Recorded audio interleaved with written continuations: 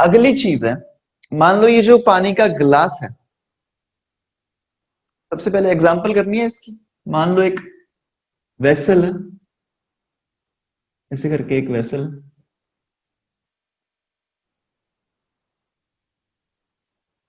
यहां पे पानी भरा हुआ है, हाइट इसकी एच हाइट तक पानी भरा हुआ है, यहाँ पे pressure is atmospheric pressure P not. तो बिल्कुल यहाँ पे इस पॉइंट पे प्रेशर कितना होगा, P naught plus H rho जी। ठीक है, कोई कंफ्यूजन नहीं होगी इसमें, सही होगा बिल्कुल। अब मैं थोड़ा सा वेसल की शेप चेंज कर रहा हूं। मान लो ये वेसल मेरी इस तरीके से होती है, जैसे एक नॉर्मल मेरा ग्लास होता है, मान लो वैसी सी वेसल है, बिल्कुल सेम एच हाइट तक पानी भरा हुआ है।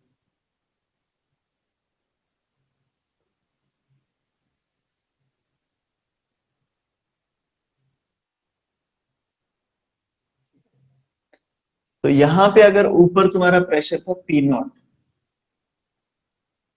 हाइट सेम है, ये वाली हाइट कितनी है, एच,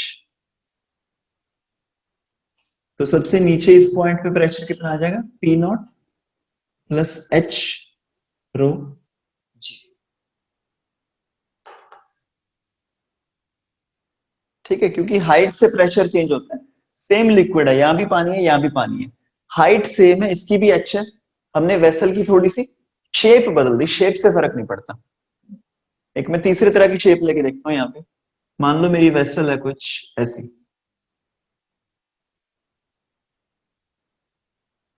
कितना पानी भरा है उसमें, सेम।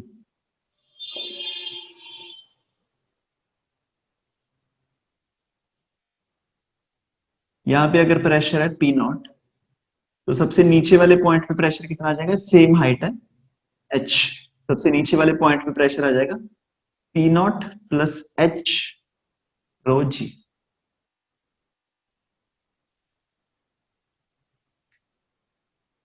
ठीक है, तो मतलब जो प्रेशर की वेरिएशन होगी वो सिर्फ एक चीज पे डिपेंड करेगी कि एटमॉस्फेरिक प्रेशर से कितना हाइट नीचे है, उसके हिसाब से हम नीचे वाला प्रेशर निकाल देंगे।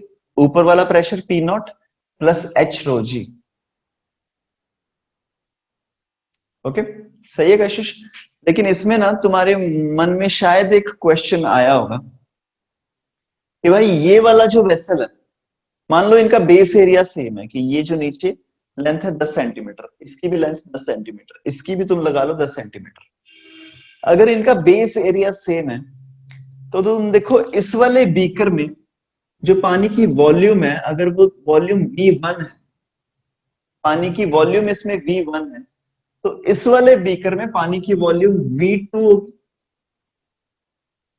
और इस वाले बीकर में पानी की वॉल्यूम थोड़ी सी ज्यादा है, V2 V1 से थोड़ा सा ज्यादा है ना, हमें दिख रहा है, यस। तो V2 V1 से थोड़ा सा ज्यादा है, ये मेरे को दिख रहा है, और डेंसिटी दोनों पानी की सेम है, क्योंकि सेम पानी है, इसका मतलब ये वाला जो पानी है, इसका मास थोड़ा सा इस वाले पानी के मास से थोड़ा सा ज्यादा होगा। ठीक है, इस पानी का मास इस पानी के मास से थोड़ा सा ज्यादा होगा। तो हमने फ्री बॉडी डायग्राम में यही तो बनाया था कि भाई ऊपर वाला जो प्रेशर होता है, या फिर ऊपर वाली जो फोर्स होती है, वो नीचे वाली फोर्स में क्यों ऐड हो जाती है, नीचे वाली फोर्स थोड़ी सी ज्यादा क्यों होती है, क्योंकि पानी के मास की वजह से नीचे प्रेशर बढ़ जाता है। ठीक है, पानी के मास की वजह से नीचे प्रेशर बढ़ जाता है, लेकिन यहां पे इस केस में ज्यादा मास है पानी का, इस केस में मास पानी का थोड़ा कम है, तो यहां पे प्रेशर ज्यादा बढ़ जाना चाहिए था। लेकिन दोनों केसेस में प्रेशर सेम आ रहा है, प्रेशर आ रहा है P naught plus H rho g, P naught plus H rho g. इस पानी का मास थोड़ा सा ज्यादा है इस पानी के मास से, तो यहां पे प्रेशर थोड़ा ज्यादा बढ़ जाना चाहिए था, क्योंकि यहां पे इसको ज्यादा फोर्स लगानी पड़ेगी ऊपर की तरफ, न्यूटन्स लॉज ऑफ मोशन को होल्ड रखने के लिए। तो नेचुरली मेरे माइंड में ये एक डाउट आता है कि भाई यहां पे क्योंकि ज्यादा फोर्स इसको लगानी पड़ेगी न्यूटन्स लॉज ऑफ मोशन को वैलिड रखने के लिए, तो यहां पे जो प्रेशर आएगा वो थोड़ा सा ज्यादा आना चाहिए इस प्रेशर से, लेकिन ऐसा नहीं हो रहा। ऐसा नहीं हो रहा because of the sides of the container. ये जो तुम्हारा गिलास बनाया हमने यहाँ पे, ये जो हमने ग्लास लगाया, ये एक नॉर्मल रिएक्शन भी प्रोवाइड करेगा ना, इस तरीके से पानी के ऊपर ये एक नॉर्मल रिएक्शन लगाएगा ऐसे करके।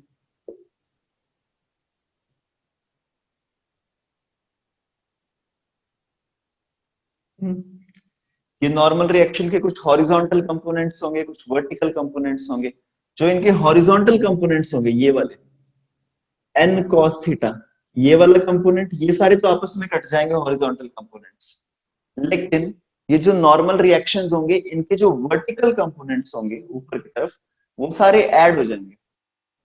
तो वो जो वर्टिकल कंपोनेंट्स है वो इस तरीके से ऐड हो जाएंगे कि ये ग्लास की साइड्स एक नॉर्मल रिएक्शन प्रोवाइड करेंगी ऊपर की डायरेक्शन में। ग्लास की साइड्स एक नॉर्मल रिएक्शन प्रोवाइड करेंगी ऊपर की डायरेक्शन में, जिसकी वजह से यहां पे प्रेशर उतना ज्यादा डेवलप नहीं होता है, यहां पे प्रेशर सेम ही रहता है, P naught plus H rho g, P naught plus H rho g. लेकिन मेरे जो मन में क्वेश्चन आ रहा था कि भाई इसका मास थोड़ा सा ज्यादा लग रहा है, तो यहाँ पे प्रेशर ज्यादा होना चाहिए। उसका सोल्यूशन क्या है कि जो वॉल्स हैं, वॉल्स की शेप इस तरीके से बनी है कि वॉल्स भी पानी के ऊपर ऊपर की तरफ थोड़ा सा प्रेशर लगा रही है। ओके, अभी ये कितना प्रेशर लगाती हैं वॉल्स, कितनी फोर्स लगाती हैं, वो सारी चीजें हम कैलकुलेट करेंगे थोड़ी देर में, आज की क्लास में करेंगे कैलकुलेट।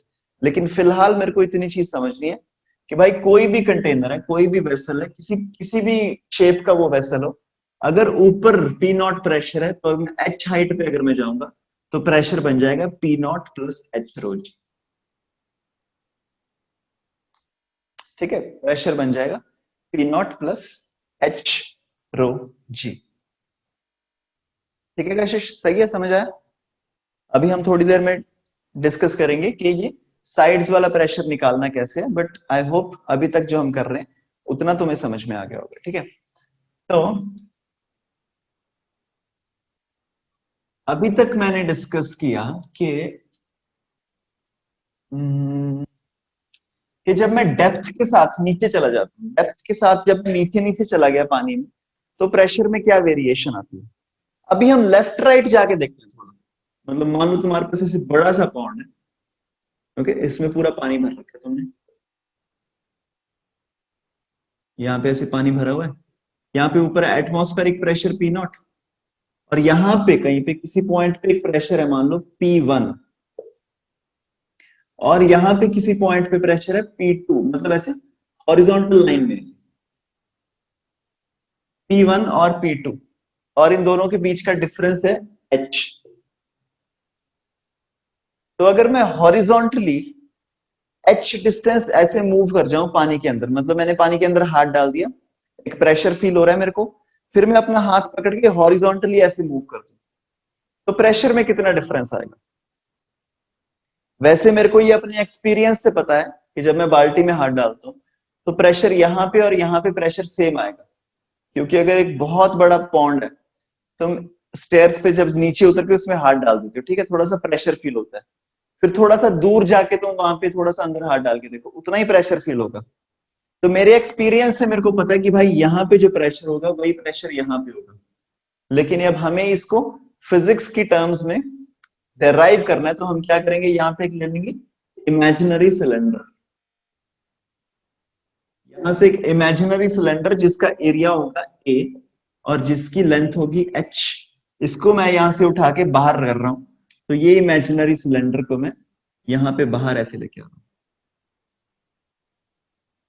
यहाँ पे बाहर मेरा इमेजिनरी सिलेंडर आ गया, इसका एरिया है ए, इसकी जो लेंथ है that is H. Okay, area A, length H.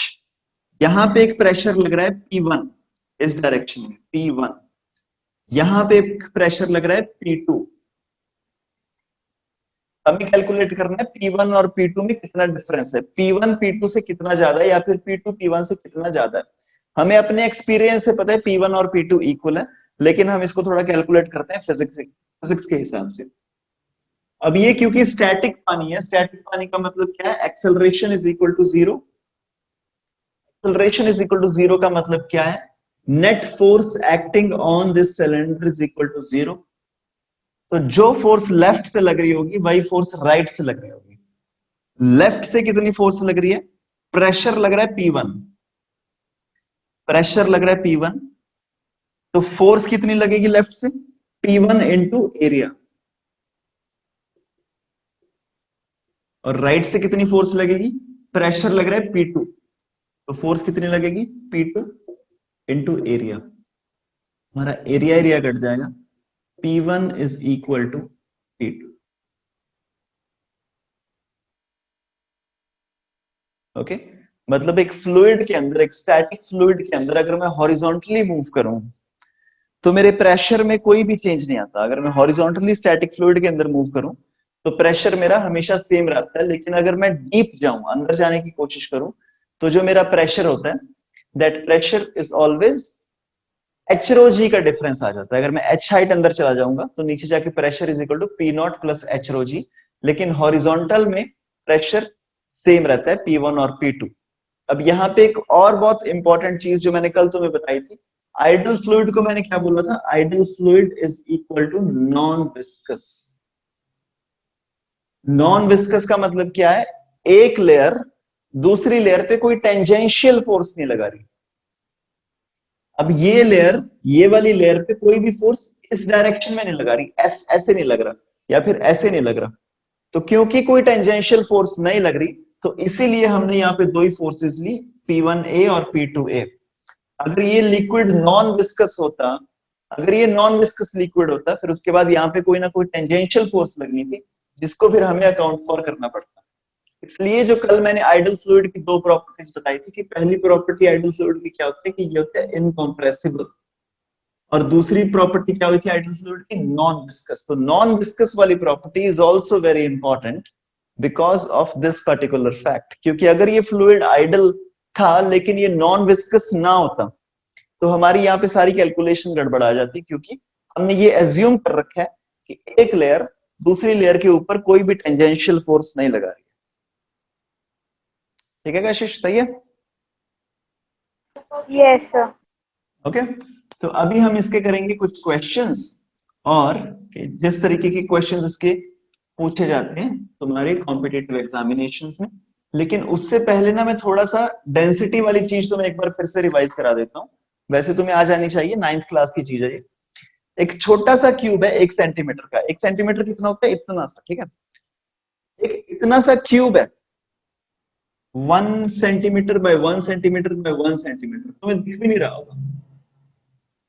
इतना सा क्यूब मैंने बना दिया, इसके अंदर मैंने पानी भर दिया, तो इसमें कितना पानी आ जाएगा? 1 ग्राम पानी। 1 ग्राम पानी आ जाएगा, और इसकी वॉल्यूम कितनी थी? 1 सेंटीमीटर क्यूब। इसका मतलब क्या हुआ? पानी की डेंसिटी क्या होती है? पानी की density is equal to 1 gram by 1 centimetre cube is equal to 1 gram by centimetre cube. ये तुम्हें एक वैल्यू पता होनी चाहिए डेंसिटी की। फिर पानी की डेंसिटी की कल मैंने एक और बात की कि भाई अगर मेरे पास ये बॉटल है, ठीक है, ये पानी की बॉटल है, कितनी वाली बॉटल है ये? 1 लीटर वाली बॉटल है। 1 लीटर की पानी की बॉटल है, इसमें कितना पानी आ जाता है? 1 किलो। ये मेरे को वैसे ही फील हो जाता है, उठा के पता चल जाता है मेरे को, है ना? इसमें 1 किलो पानी आ जाता है। तो पानी की डेंसिटी क्या हो गई? 1 kg by 1 litre is equal to 1 kg per litre. ये दूसरी वाली चीज मेरे को पता होनी चाहिए। फिर कभी कभी क्वेश्चंस में तुम्हें ये फिगर्स जो दे रखी होती है, वो दे रखी होती है मीटर क्यूब में, कि भाई मीटर क्यूब में बताओ। तो मीटर क्यूब वाला भी तुम थोड़ा सा फॉर्मूला याद रखना, कि मान लो मेरे पास एक बड़ा सा क्यूब है जिसकी साइड इज 1 मीटर। 1 मीटर कितना होता है? इसमें मैं बना भी नहीं सकता, 1 मीटर इतना होता है, ठीक है? तो मैं थोड़ा सा लंबा बना रहा हूं इसको। ये 1 मीटर अप्रोक्सीमेटली इतना होता है, 1 मीटर। फिर ऐसी 1 मीटर ऊपर की तरफ, ऐसी 1 मीटर राइट की तरफ, ऐसी फिर 1 मीटर इधर जाएगा, 1 मीटर ऐसे जाएगा, तो ये ऐसे 1 मीटर का क्यूब बन जाएगा। ये 1 मीटर का जो बड़ा सा क्यूब बन गया, इसमें मेरा कितना लीटर पानी आ जाता है? इसमें मेरा पानी आ जाता है 1000 लीटर। 1 मीटर क्यूब वाली डब्बे में पानी आता है 1000 लीटर, और 1 लीटर का मास कितना है? 1 किलो। तो मतलब इसमें टोटल मास कितना आ गया? 1000 kg। तो पानी की डेंसिटी कितनी होगी? मास कितना आ गया? 1000 kg अपॉन, ये कितने मीटर क्यूब में आया? 1 मीटर क्यूब का डब्बा। तो इसको मैं लिख सकता हूं 10⁻³ kg/मीटर क्यूब। तो पानी की डेंसिटी की तुम्हें 3 वैल्यूज याद रखनी है। अगर केजी मीटर क्यूब में पूछा है तो ये वाली वैल्यू, ग्राम सेंटीमीटर क्यूब में पूछा तो ये वाली वैल्यू, और अगर केजी अपॉन लीटर में पूछा तो ये वाली वैल्यू। अब यहां से तुम एक दूसरे में कन्वर्ट कर सकते हो कुछ भी कुछ करके, ठीक है। अगर मान लो तुम्हें वैल्यू पूछ ली गई ग्राम और लीटर में, तुम्हारे क्वेश्चन में ग्राम और लीटर है, तो ग्राम और लीटर में तुम कैसे कन्वर्ट करोगे डेंसिटी को? तुम्हें पता है डेंसिटी कितनी होती है? 1 kg/लीटर। तो 1 kg/लीटर मतलब कितना हो गया? 1000 ग्राम/लीटर। ओके। अगर मान लो तुमसे पूछ लिया जाता है डेंसिटी बताओ केजी और डेसीमीटर में, ठीक है, केजी और डेसीमीटर, एक नया क्वेश्चन आ गया, तुम्हें बोला कि केजी और डेसीमीटर में कन्वर्ट करो, तो तुम्हें पता है डेंसिटी कितनी है? 1 ग्राम/1 सेंटीमीटर क्यूब। पहले ग्राम को केजी में कन्वर्ट करके डिवाइडेड बाय 1000 कर दूं, so this is 1/1000 kg upon 1 centimetre into 1 centimetre into 1 centimetre means 1/10 into 1/10 into 1/10 decimetre cube. तो ये 1000 कट जाएगा, एंड में ये 1 ही आ जाएगा, 1 kg/डेसीमीटर क्यूब। ओके। तो अब तुम सोच के भी देख लो डेसीमीटर कितना होता है? डेसी मतलब 10, 10 सेंटीमीटर मतलब 10 सेंटीमीटर कितना था? अप्रोक्सीमेटली इतना सा, जितना ये फोन की लेंथ है, ये 10 सेंटीमीटर। ओके। तो 10 सेंटीमीटर ऐसे, 10 सेंटीमीटर ऊपर, 10 सेंटीमीटर इधर, इतना अगर मैं छोटा सा डब्बा बना दूं तो उसमें मेरा कितना पानी आ जाएगा? 1 किलो, 1 kg। इसका मतलब मेरे को एक और चीज यहां से समझ में आ रही है कि अगर 1 डेसीमीटर का मैं क्यूब बना दूं तो वो एक्चुअली में वॉल्यूम में कितना होगा? 1 लीटर। हमारी तो वो बॉटल होती है, तो बॉटल थोड़ी सी लंबी होती है ना, वो 20 सेंटीमीटर के आसपास चली जाती है। तो लेकिन अगर मेरे को क्यूब के फॉर्म में 1 लीटर पानी देना है किसी को, तो उसकी मैं लेंथ कितनी बनाऊंगा? 1 डेसीमीटर क्यूब। अभी हम करते हैं इसके थोड़े से कुछ क्वेश्चंस। अब हम देखते हैं कि आईआईटी जेईई में इसके किस तरीके से क्वेश्चंस पूछे जाते हैं। और ये आईआईटी जेईई का ना थोड़ा थोड़ा सा लेवल गिरता जा रहा है अभी। हमारे टाइम पे आईआईटी जेईई के क्वेश्चंस करना मतलब बहुत बड़ी बात होती थी। आजकल बहुत ही सिंपल हो गया आईआईटी जेईई के क्वेश्चंस करने, ठीक है जी। तो हम कुछ क्वेश्चंस कर रहे हैं जो पिछले सालों में आए हुए हैं। तो ये फ्लूइड्स का सबसे पहला क्वेश्चन तुम्हें दिख रहा होगा अभी तुम्हारी स्क्रीन पे। 3 वेसल्स हैं जिसका बेस एरिया इक्वल है, उसमें same volume of water, base area equal है, सेम वॉल्यूम ऑफ वाटर है। तुम्हें प्रेशर बताना है, प्रेशर की वेरिएशन क्या होगी, किसमें प्रेशर सबसे ज्यादा होगा, किसमें प्रेशर सबसे कम होगा। ठीक है, मैं 3 वेसल्स बना के दे रहा हूं तुमको। लेट्स से ये है तुम्हारी एक वेसल, इसका कुछ बेस एरिया है, बेस एरिया में सेम रखूंगा मैं, यहां पे बेस एरिया सेम ले रहा हूं। और ये तुम्हारी दूसरी वेसल ऐसे। फिर एक मैं तीसरी वेसल बना रहा हूं, बेस एरिया में सेम रखूंगा, ये वाली बेस एरिया, ये वाला बेस एरिया मैं यहाँ पे सेम ले रहा हूँ। ठीक है, ये वाली वेसल है तुम्हारी ऐसे, ऐसे लगा दो। ठीक है, तो मेरे को बोला गया कि हमने इन सब में इक्वल, ये लग नहीं रहा सेम, ठीक है, ये सेम ही है।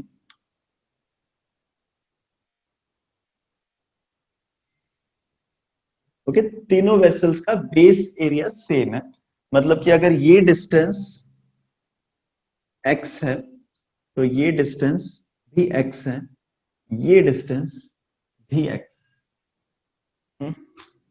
इसमें मैंने क्या किया, तीनों में मैंने इक्वल वॉल्यूम ऑफ वाटर डाल दिया, equal volume. Okay, equal volume of water डाल दिया। इक्वल वॉल्यूम का मतलब क्या है, अगर इसमें 1 लीटर डाला इसमें भी 1 लीटर डालूंगा और इसमें भी 1 लीटर डालूंगा। अब तुम्हें प्रेशर बताना है, यहां पे मान लो प्रेशर आ गया, प्रेशर ए, यहां पे जो प्रेशर आ गया दैट इज प्रेशर बी, और जो यहां पे प्रेशर आ गया दैट इज प्रेशर सी। तुम्हें बताना है which of the options is correct. Pressure A is equal to pressure B is equal to pressure C. Pressure A is greater than pressure B is greater than pressure C. या फिर pressure A is greater than pressure C is greater than pressure B, या फिर pressure C is greater than pressure B, या फिर pressure A, या फिर none of the above. Okay ये actual question जो तुम्हारा एग्जाम में आया हुआ है आईआईटी में। 2 मिनट लो, इसको ट्राई करके देखो। इक्वल वॉल्यूम ऑफ वाटर डाल दिया तुमने, बेस एरिया तीनों वेसल्स का सेम है, तीनों वेसल्स का बेस एरिया सेम है, तुमने इक्वल वॉल्यूम ऑफ वाटर डाल दिया, तो किसका प्रेशर नीचे सबसे ज्यादा होगा?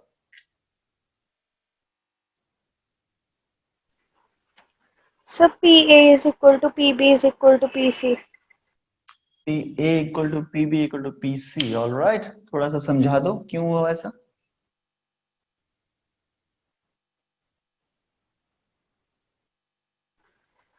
सर जो वॉल्स ऑफ कंटेनर है वो नॉर्मल लगाते हैं, प्रेशर ऊपर ही लगेगा।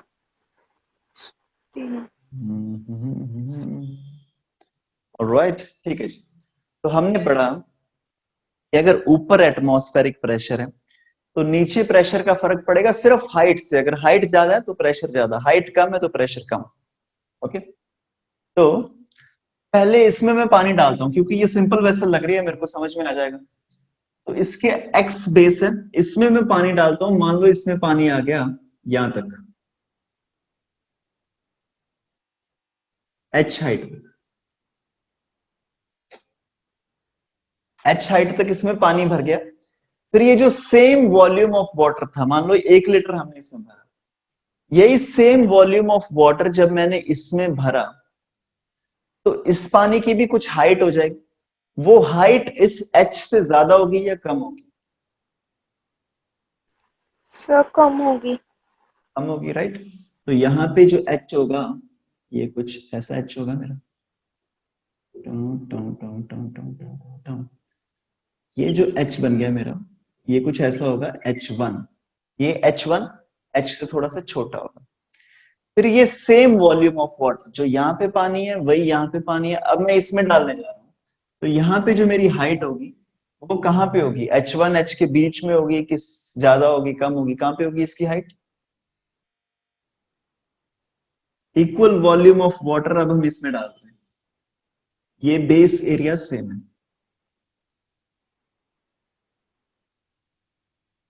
अच्छा इसको भूल जाओ, चलो इसको छोड़ दो, इससे कंपेयर करके बता दो, एच से हाइट ज्यादा होगी या कम होगी? सर ज्यादा। या सो यहाँ पे दिख रहा है ना मेरे को, देखो एरिया कम हो रहा है, ये बेस एरिया सेम है दोनों का। ये वेसल एक्चुअली में ऐसी थी, है ना, अगर ये वेसल ऐसे जा रही होती जैसे इसकी है तो यहां तक पानी भर जाता है एच तक, लेकिन हमारी वाली वेसल थोड़ी छोटी है तो हाइट थोड़ा सा ज्यादा होगी इसकी, ठीक है। तो यहां तक इसका ऊपर पानी भर जाएगा।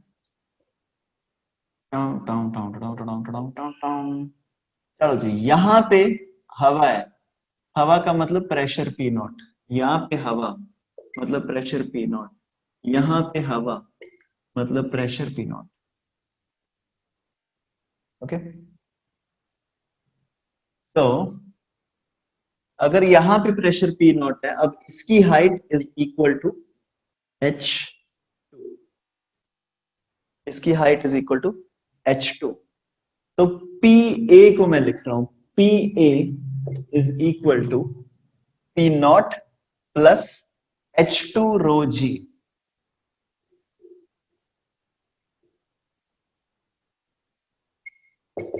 PB is equal to P naught plus H rho G.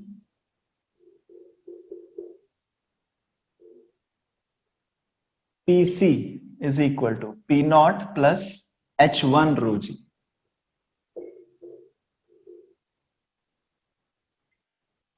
अगर मेरे को कंपेयर करना है, ये P नॉट तो सेम ही है तीनों का, रोजी भी सेम ही है तीनों का।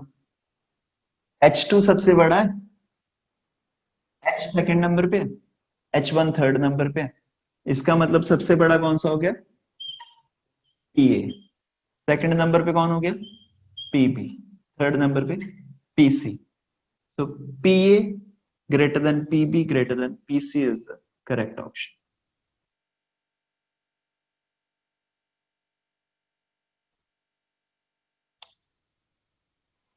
सही है कशिश? कंफ्यूज तो नहीं हो रहे? No, sir. All right, चलो जी। So with that we'll move ahead to the next topic. इसमें अब DPP है, इसमें कुछ क्वेश्चंस दिए हैं, ठीक है? You'll have to try it out. चलो हम कर लेते हैं, ठीक है? क्योंकि थोड़ा सा डिफिकल्ट हो सकता है हमारे लिए, क्योंकि हम नया टॉपिक स्टार्ट कर रहे हैं ना, तो इसका कुछ एक्सपीरियंस नहीं है हमें, तो हम एक बार कर लेते हैं। Please try question number 2। Equal masses of 3 liquids. अब ये 3 अलग अलग लिक्विड है, मतलब इनकी डेंसिटी अलग अलग है। सेम तरीके के वेसल में मैंने इनको डाल दिया, तो बताओ नीचे प्रेशर कंपेयर करना।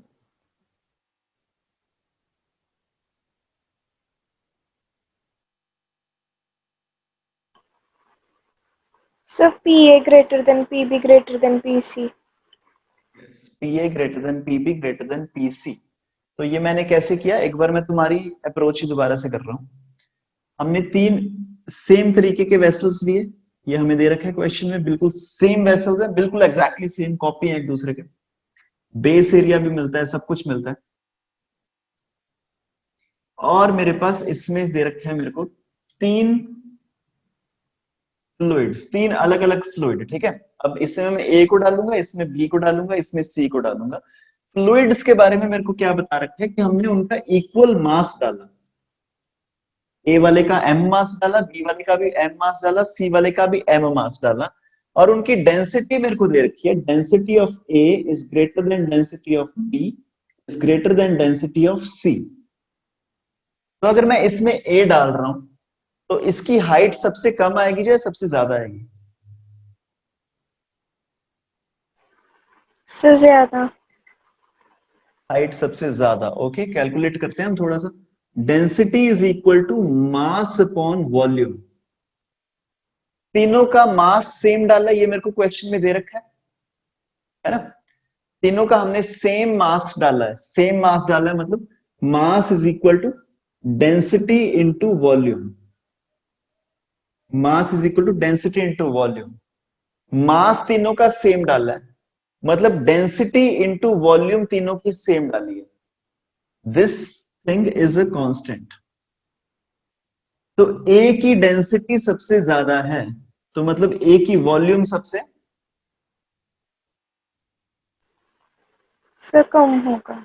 सबसे कम होगी। तो A की सबसे तुमने कम वॉल्यूम डाली है, मतलब इससे मेरा क्या रिलेशनशिप निकलता है कि volume of A is less than volume of B is less than volume of C।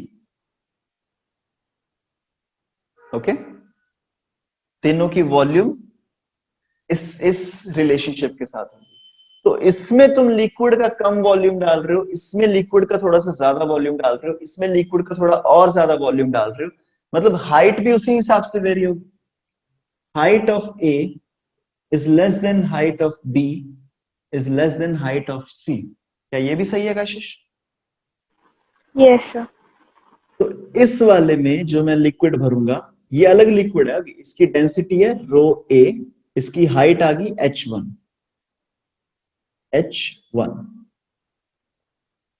फिर ये दूसरा लिक्विड है, इसकी हाइट थोड़ी सी ज्यादा है। कशिश समझ में आ रहा है ना? सही है ये? Yes, sir. ऑलराइट, तो दूसरे वाले लिक्विड में हाइट कितनी होगी? H2। तीसरे वाले लिक्विड में हाइट थोड़ी सी और ज्यादा होगी, और इसमें हम लिखेंगे height is equal to h3। तो तीन अलग अलग लिक्विड्स हैं। यहां पे pressure is atmospheric pressure P not, यहां पे भी प्रेशर पी नॉट, यहां पे भी प्रेशर पी नॉट। तो नीचे जो यहां पे प्रेशर आ जाएगा this is P naught plus h1, यहां पे लिखूंगा मैं h1 रो जी। ओके, जो यहां पे आ गया P A is equal to P naught plus H rho g. फिर पी बी, यहां पे जो प्रेशर आएगा that is P naught plus H two rho g. P C is equal to P naught plus H three rho ji. Okay, सबसे पहले का h सबसे छोटा है, फिर h थोड़ा बड़ा, फिर h सबसे बड़ा। तो इन तीनों में क्या रिलेशनशिप है? P A P B P C, तीनों में से सबसे छोटा कौन सा है Kashish? So PA. Yes, so P A is smallest, उसके बाद क्या लिखूं? P So B. P B और फिर आ गया P C. So this PC. Is the wrong answer. ठीक है, इसमें तुम्हारा करेक्ट आंसर क्या है? Pressure at the bottom P A is equal to P B is equal to P C. सोच के देखो हमने क्या गलती की है।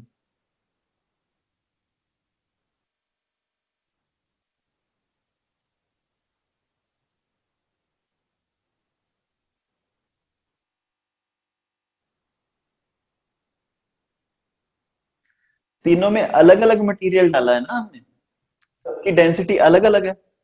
तो ये जो रो है, रो भी तो तीनों का अलग अलग है ना। अभी तो मैंने लिखा था नीचे रो तीनों का अलग अलग। ये होगा रो 1, इसमें पहला मटेरियल है। ये होगा रो 2, दूसरे तरीके का मटेरियल है इसमें। फिर इसका होगा रो 3, है ना कशिश? Yes, sir. तीनों का मटेरियल भी अलग अलग है। तो H1 रो 1, तो हमें अब कैलकुलेट करना है कि H1 रो 1 किसका बड़ा होगा? H1 रो 1, H2 रो 2, H3 रो 3। H1 रो 1 किसका बड़ा होगा सबसे ज्यादा, वो देखने के लिए मेरे को क्या करना पड़ेगा? मैं इसको मास की टर्म्स में कन्वर्ट कर देता हूं, है ना, क्योंकि मेरे को ये पता है कि तीनों का इक्वल मास डाला गया। तो मैं मास के टर्म्स में कन्वर्ट कर देता हूं इनको।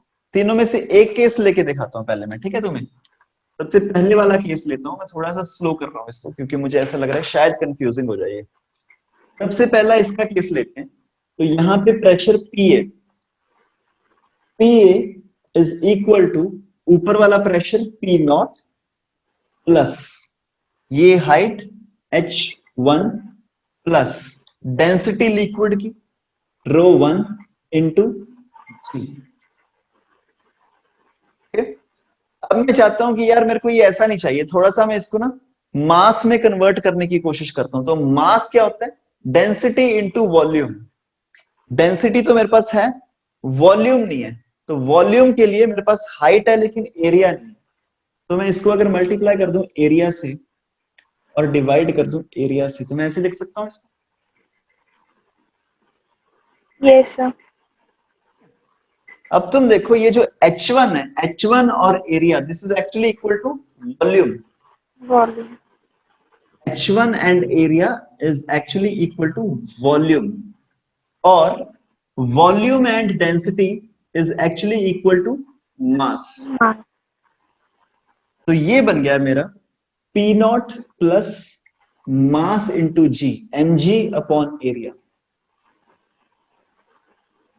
P naught plus mg upon area, और मास तो तीनों का सेम ही है, ऐसा तो है नहीं m1 m2 m3 आएगा। तो इसका नीचे भी जो प्रेशर आएगा pb that is also p naught plus mg upon area. इसका भी जो प्रेशर आएगा that will be equal to p naught plus mg upon area. तो तीनों का pressure comes out to be equal, so that means pa is equal to pb is equal to pc। Okay, और यही तो हमने actually में बात की थी ना कि भाई एक कंटेनर है, ऊपर कुछ प्रेशर है, नीचे कुछ प्रेशर है। न्यूटन्स लॉज ऑफ मोशन में मैंने यही तो लगाया था कि ऊपर से फोर्स लग रही है, नीचे से फोर्स लग रही है, फिर नीचे वाली फोर्स थोड़ी सी ज्यादा है क्योंकि यहाँ पे मास भी तो है, ये मास को बैलेंस करना होता है ना। अब वेसल की डायमेंशंस बिल्कुल सेम है और मास यहाँ पे सेम है, इसका भी हमने m डाला है, इसका भी हमने m डाला है, इसका भी हमने m डाला है, तो वो मास तो सबका सेम ही आ जाएगा। तो इसलिए नीचे का जो प्रेशर होगा तीनों केसेस में that will be equal, so PA equal to PB equal to PC।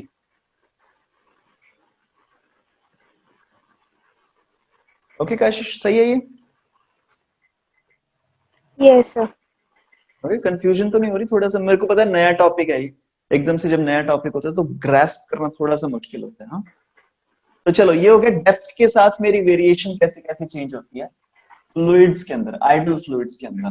तो अब मैं तुम्हें थोड़ा सा हॉरिजॉन्टल उसके भी क्वेश्चन देता हूँ। हॉरिजॉन्टल में वैसे तुम्हें लगेगा कि भाई इसका क्या क्वेश्चन होगा हॉरिजॉन्टल में, क्योंकि प्रेशर सेम ही होता है, तो ना कुछ इसकी कैलकुलेशन होगी ना कुछ और होगा। तो हॉरिजॉन्टल केस का एक क्वेश्चन मेरा क्या बन सकता है कि मान लो एक वेसल मेरी इस तरीके से, ये ऐसे,